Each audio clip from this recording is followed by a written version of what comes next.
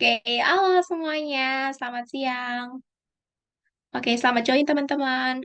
Oke, jadi pada siang hari ini kita akan mulai webinar kita yang berjudul The Art of Co-Creation, Collaborating with Calls for Campaign Success bersama Kak Awalia Jasmine Pratiwi dari Famous Polestar.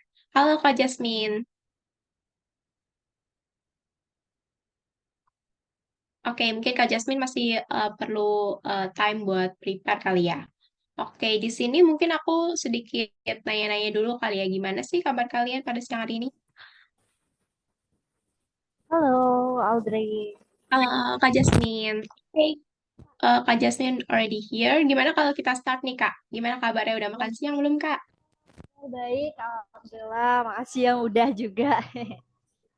Oke, Ya, oke, thank you. oke. Halo semuanya. Oke, gimana kalau kita langsung start aja Kak? Ya, boleh-boleh langsung silakan. Oke, aku izin share screen ya.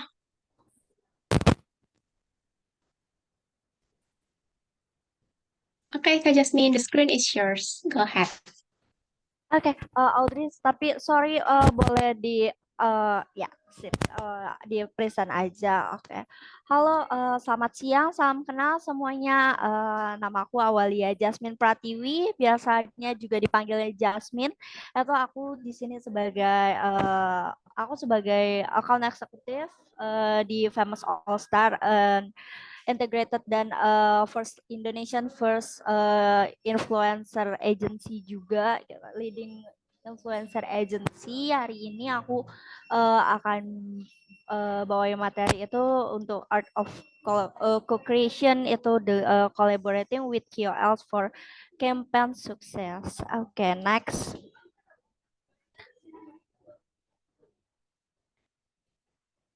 Oke, dalam pembuatan konten atau kolaborasi bersama KOL itu kita biasanya dimulai dari sisi strategis.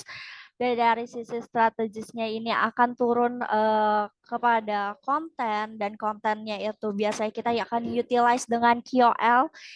Biasanya dari KOL-nya ini kita pakai beberapa platform untuk creating buzz dari konten tersebut, sehingga dari konten tersebut itu akan turun kepada audiens yang dimana semuanya akan dari kalian tuh bisa lihat konten-konten tersebut karena dari platform yang kalian gunakan juga, dari konten yang KOL itu posting juga.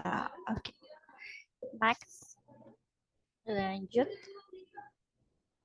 Oke, sebenarnya singkat aja untuk poin yang bisa di-highlight dari kolaborasi pembuatan konten bersama KOL, sehingga semuanya itu bisa nyampe ke kalian, ke audiens atau ke publik. Itu kita biasanya mulai dari the brief. The brief itu biasanya ada explain tentang produk, terus juga ekspektasi dari sisi brand itu akan sejauh mana, apakah dia akan cuman sampai awareness atau mungkin agak deep, dia pengen lebih eh, pengen naro pengen nge-highlight market dari daerah-daerah tertentu juga, itu juga bisa. Nah, balik lagi sebenarnya ekspektasi dari sebuah brand itu sendiri apa. Nah, bisa jadi top of mind, bisa sampai ekspektasi ke top of mind. Oh, jelas sama, bisa juga. Tapi balik lagi ke gimana kita turun ke KOL, dan itu balik lagi ke persona, ke tier, terus juga ke domisili tertentu. Biasanya itu ada brand yang bisa dia mau uh, aku pengen nge-highlight market di daerah Makassar atau di daerah Balikpapan gitu. Biasanya kita juga dari sisi influencer agency itu akan cari KOL tuh sejauh itu untuk memenuhi ekspektasi dari brand itu sendiri gitu. Nah, balik lagi ke produk, kenapa di sini highlight produk dan personanya sama? Biasanya kalau produk itu macam-macam ya, ada dari sisi beauty atau dari FMCG, biasanya dia ada home living, terus juga ada personal care. Nah, dari situ kita bisa turunin ke personanya. Nggak mungkin dong kayak brand home living itu maunya selalu cewek-cewek cantik. Biasanya kalau home living itu dia lebih mensasar kepada ibu-ibu rumah tangga atau ya creating buzz-nya ke arah situ. Terus juga brand otomotif itu biasanya nyasarnya itu ke KOL yang memang sudah ada persona di bagian otomotif itu sendiri gitu. Terus balik lagi ke expectation itu highlightnya sama kayak tier. Biasanya kalau expectation itu kalau misalnya semakin jauh ekspektasinya ya semakin besar tier yang akan kita gunakan gitu. Tier di QL itu ya balik lagi ke nano, micro, makro sampai mega atau mungkin sampai brand ambassador atau celebs yang digunakan gitu. Kalau ekspektasinya makin jauh ya kita juga gunakan tier yang makin tinggi. Tapi ya kita juga jangan pernah menghilangkan nano atau buzz uh, tetap bisa bersuara, tetap menyuarakan brand-brand tersebut seperti itu. Nah, udah terus kolaborasinya berjalan, kontennya tetap berjalan based on persona dan tier. Nah, dari terus turun ke learning and suggestion itu biasanya ada namanya brand excitement. Boleh next?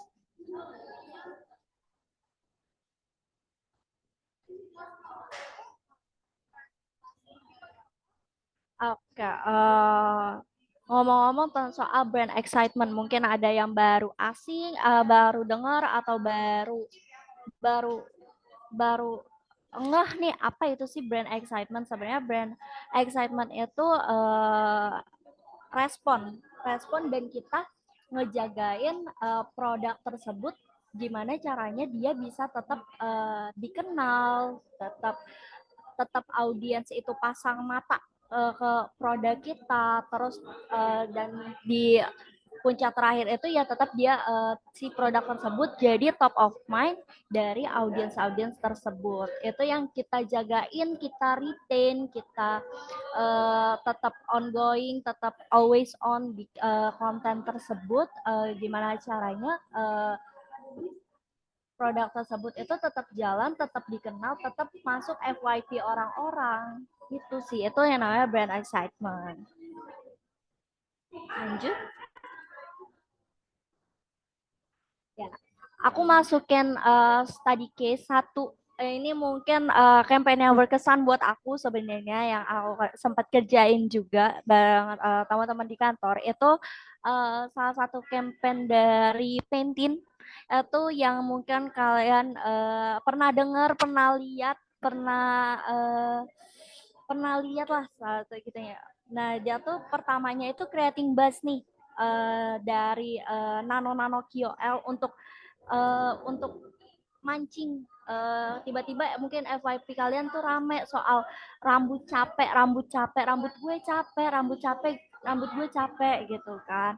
Itu kita menggunakan Nano KOL dengan personanya girl teenager itu dalam usia range itu sekitar dari 20 sampai 25 tahun kita utilize dengan keresahan-keresahan mereka, mungkin mereka seharian di luar atau sekolah, ngampus, terus rambutnya jadi kering.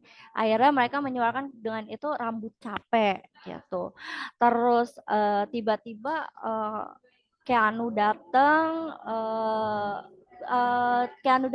terus dia reveal kalau ada reveal dan validate si rambut capek itu pakai rambut ke charge. Akhirnya dari rambut ke charge itu turun kepada nge-reveal produk dan juga Keanu itu sebagai hero KOL tapi dia bukan brand ambassador, dia adalah talent atau hero KOL yang gede untuk nge-reveal kalau Pantene itu ya bisa menjawab keresahan-keresahan si rambut capek ini gitu. Ya dari aku lanjut dari aku ya materinya sudah cukup. Yang mau bertanya silakan Audrey, aku kembaliin ke kamu ya. Thank you. Oke, thank you so much Kak Jasmine. Wah, di sini aku jadi tahu ternyata mastermind di balik campaign Pantene itu yang sampai Kak Keanu menang award itu Iya, ternyata dari Kak Jasmine. Keren banget, keren. betul. Thank you. Itu waktu itu sempat booming banget itu campaign itu aku tahu banget. Aku Ya, soalnya kan emang Kak Keanu kan emang influencer yang nyampe banget kocak. sih kalau dia. Heeh. Iya, jadinya aku, oh apa ini rambut capek, Ya, dan emang itu kayak langsung muncul di billboard jalan gitu. Aku sempat lihat. betul. Karena Betul. nge-utilize collaboration itu nggak selalu di platform di sosial media ya. Kita juga bisa di billboard, bisa juga di TVC, bisa juga di eh, ads radio gitu sih. Iya, aku jadi tahu ternyata mastermind di balik ide-idenya ini ternyata ada Kak Jasmine yang ikut turut Oke. berpartisipasi nih. Keren-keren. Oke. Oke, kita lanjut ke Q&A kali ya Kak Jasmine ya. Boleh, boleh, boleh. Oke, jadi di sini udah ada beberapa orang yang bertanya. Pertanyaan pertama, bagaimana seorang konten strategis memastikan bahwa konsistensi merek dalam konten yang dihasilkan selama campaign marketing itu eh, kolaboratif? Oke, kalau dari aku em, konsistensi merek itu balik lagi sih sebenarnya ke ekspektasi dari brandnya itu mau sejauh mana. Ya balik lagi semuanya ke ekspektasi sih. Mungkin dia mau ya kalau emang dia mau direct to sales ya kita ngegembor untuk mungkin sekarang keranjang kuning udah dihilangin ya. Mungkin cuman kayak kita masukin link pembeliannya terus utilize KOL sejauh mungkin kadang nggak mesti tiernya yang lebih tinggi karena ya balik lagi ke kebutuhan juga dan dari sisi budget mungkin kalau dari sisi marketer itu biasanya. Nah, tapi dengan kalian ngebas sebanyak-banyaknya itu udah jauh tuh reach-nya produknya brandnya itu nyampe ke audiens semakin banyak semakin jauh reach-nya itu tapi yang apa sih itu disebut performance-nya itu juga mesti tetap dijagain dari sisi reach, impression itu yang harus nantinya di brand excitement-nya itu balik lagi dijagain gitu sih. Oke, mungkin lanjut lagi pertanyaan kedua ya, Kak Jasmine ya. Oke, boleh. Oke, jadi ada yang bertanya, gimana cara Kak Jasmine menyesuaikan strategi campaign jika respon terhadap call itu tidak sesuai dengan harapan?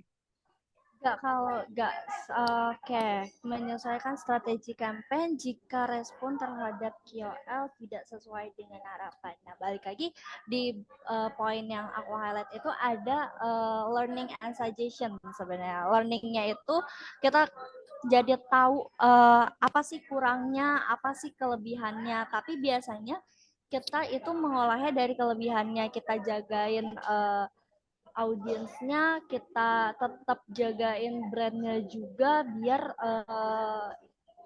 performance dan juga nama brandnya itu at least gak turun jadi tetap kita jagain kontennya agar tetap sustain tetap jalan terus dan yang the way kita udah bisa jagain itu semua dengan stabil harusnya itu nggak turun gitu loh. Tapi itu bisa nggak turun karena balik lagi kita evaluasi lagi dari reach-nya. Oh ternyata reach-nya turun nih kalau kita ngebas lewat nano terus gitu kan. Ya mungkin kita coba naikin kali ya kita nge-reveal, kita ubah lagi strateginya. Kita ubah lagi strateginya, kita mungkin tiba-tiba nge-utilize makro atau nge-utilize BA kayak gitu sih. Jelas pastinya di learning and suggestion itu kita cari kelebihannya, kekurangannya, terus juga kita evaluasi better strateginya jalan kemana lagi. Oke, nah mungkin aku penasaran kali ya Kak, aku sendiri jadi pengen nanya nih. So, Kira-kira misalkan nih kan kita mengintegrasikan antara campaign marketing kita itu online dengan offline. Kayak yang tadi Kak Jasin bilang, kalau itu tuh gak harus selalu di sosial media. Berarti bisa juga ada billboard, ada TV. Nah, kira-kira gimana sih cara menyesuaikan budget?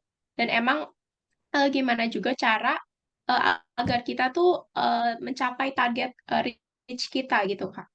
oke, nge-utilize balik lagi ke gimana nge-utilize antara online dan offline, correct me if I'm wrong. Betul? Hello? Iya, betul, Kak. Oke, nge-utilize antara online dan offline itu sebenarnya balik lagi ke audiens. Kita cari audiensnya. Apakah brandnya ini mostly dinikmati oleh teenager atau balik lagi ke ya ke age range, ke target audience. Biasanya kalau misalnya brand-brand kayak teenager atau kayak basically Pantene, Pantene itu kan dipakai sama eh, banyak range usia gitu kan dari teenager sampai adult gitu itu dia masih tetap pakai. Jadi ya kita mau menjangkau audiensnya itu ya balik lagi ke targetnya bisa di TVC. TVC itu biasanya udah pasti ya kalau untuk brand yang sudah besar gitu. Tapi kalau misalnya mau integrate ke radio atau mungkin ke billboard, biasanya kita kemas juga balik lagi ke konten itu yang menarik terus tiba-tiba di foto banyak orang dimasukin story. Nah, kita nyari yang kayak gitu tuh biar excitementnya tiba-tiba kejaga lagi. Biasanya kan juga ada yang desainnya aneh-aneh gitu ya, yang tiba-tiba desainnya aneh-aneh masuk billboard di foto terus ya tiba-tiba boom ada lagi itu masuk lagi ke strategi lagi kayak gitu sih. Tapi balik lagi Oke, oke. kita nggak bisa menggunakan konten yang sama ketika kita pakai itu di platform sosial media. Nggak bukan nggak bisa sama sih, nggak selalu monoton gitu loh. Jadi mungkin di billboardnya lain, tapi sebenarnya kita udah ngevalidate itu duluan di sosial media seperti itu. Oke. Oh iya, aku juga sempat lihat kayak misalkan eh orang pasang billboard dicari orang bla bla bla, terus habis itu orang-orang pada ngefoto terus ngepost di sosmed. Itu Ya, artinya apa gitu kan? Nah, jadi booming tuh, jadi rame gitu. Orang-orang jadi penasaran gitu.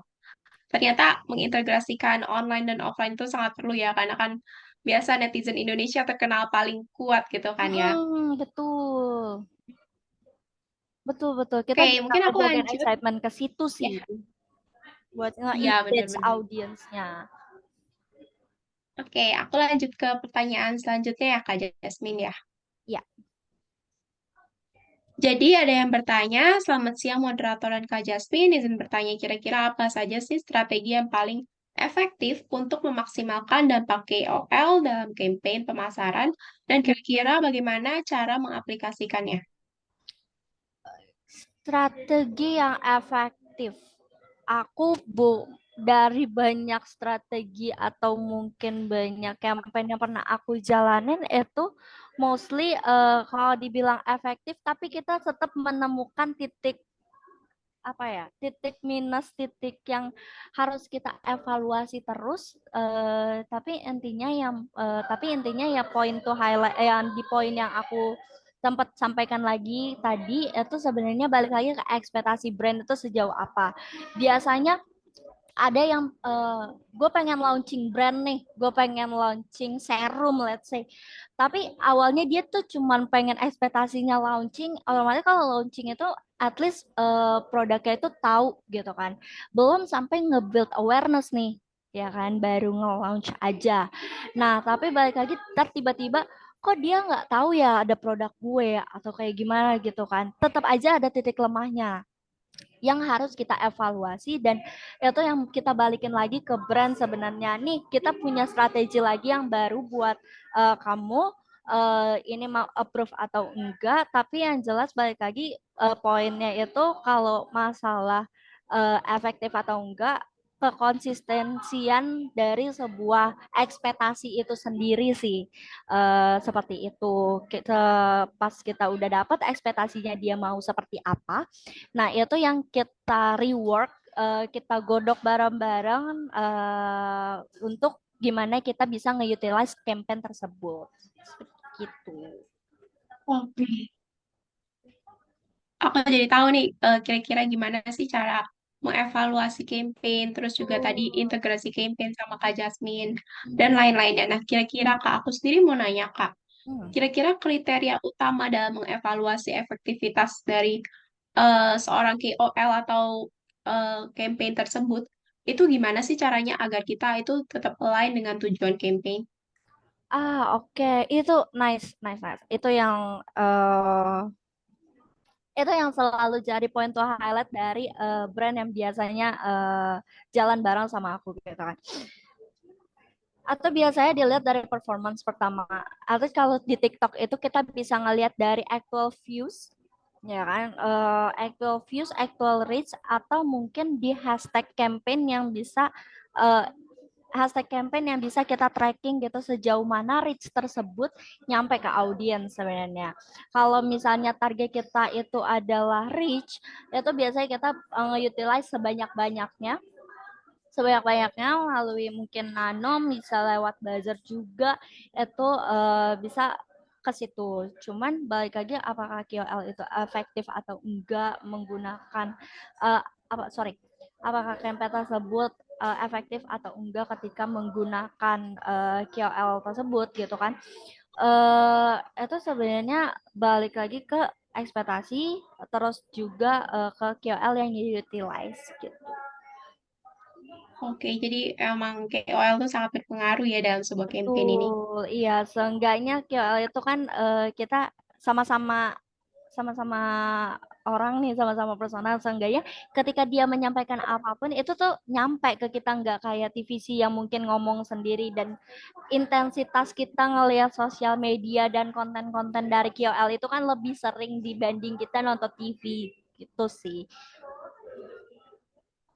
Benar-benar. Karena tiap kali aku buka story juga aku ngelihatnya story-story influencer kayak gitu kan. Nanti saya kalau ya balik lagi ke komunikasi dua arah gitu kan, tiba-tiba kayak keresahan-keresahan kita tahu ternyata ada yang ngejawab gitu. So basically balik lagi ke konten si rambut capek gitu kan, keresahan-keresahan banyak orang rambut capek tiba-tiba di validate dengan Keanu gitu kan, yang tiba-tiba bisa menjawab. Iya benar. Oh, Ya aku sendiri waktu itu nggak expect kalau Kakek Anu yang bakal jadi betul. KOL dari campaign rambut capek ini. Betul, betul. Itu juga dengan banyak ya yang kita propose sebenarnya, karena Keanu itu kan rame dan tiba-tiba audiensnya itu dari mana-mana. Sejujurnya dia tuh setelah Benar. kita analyze, terus dia ternyata audiensnya itu dari mana-mana, dari anak, dari teenagers bahkan sampai orang tua itu pun masih nge-follow dia gitu kan. Jadi ya sekiranya itu masuk ke target audiens dari produknya kita yang akan kita bawa gitu sih. Oke, berarti untuk pemilihan KOL itu kira-kira gimana sih Kak caranya biar agak selaras dengan tujuan campaign atau brand kita? Oke, biar selaras itu biasanya ya balik lagi ke target audience ya kan. Target audience dari produknya, misalnya skincare, produknya itu balik lagi dia mau nyasarnya apa nih. Biasanya dari packaging aja biasanya udah beda ya kan, yang emang buat teenager, yang memang buat adult gitu. Itu biasanya beda. Nah, itu juga termasuk dari screening yang kita pakai buat nge-utilize dengan KOL gitu. Biasanya kalau emang produknya emang buat teenager gitu, ya udah kita sasarnya tuh yang sama-sama teenager dengan range usia KOL itu dari 20 sampai 25 atau 20 sampai 28 gitu.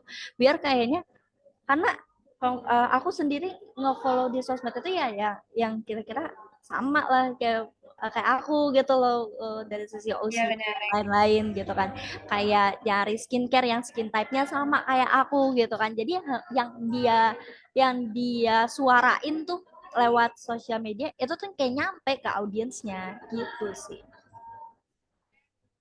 Iya benar kayak misalkan anak muda, kita-kita kan kayak niatnya apa sih? Fashion, skincare, dan lain-lain gitu kan. Tuh. Oke, aku jadi tahu nih ternyata KOL itu sangat berpengaruh dalam campaign Iya. untuk campaign brand atau campaign marketing.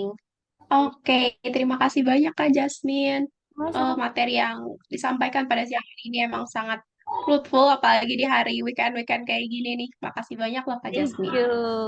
Oke, aku lihat. Thank you. Oke, aku lihat di sini. Aku izin stop share screen dulu kali ya. Oke, mungkin pertanyaan tadi menandakan akhirnya webinar pada siang hari ini. Gimana kalau sebelum kita semua leave, kita semua foto bareng dulu? Oke, teman-teman semua bisa on cam dulu.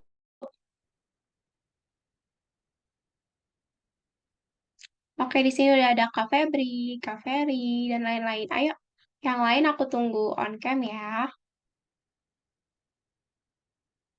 Oke, sambil nunggu yang lain on cam, aku arahin untuk foto kali ya, Kak. Oke, ada Kak Shin juga nih. Oke, itu lampu. Oke, nggak apa-apa. Oke, aku screenshot ya, Kak. Oke, senyum. Satu, dua, tiga. Oke, lagi kali ya, bentar. Kali ini gaya yang lain kali ya, Kak. Biasanya kalau gaya fish itu di zoom keluar sesuatu gitu. Oke, aku screenshot lagi ya. Satu, dua, tiga. Oke, terima kasih teman-teman semua yang udah join webinar siang hari ini. Have a great weekend, Kak Jasmine, dan teman-teman yang lain Yuk semua. semua.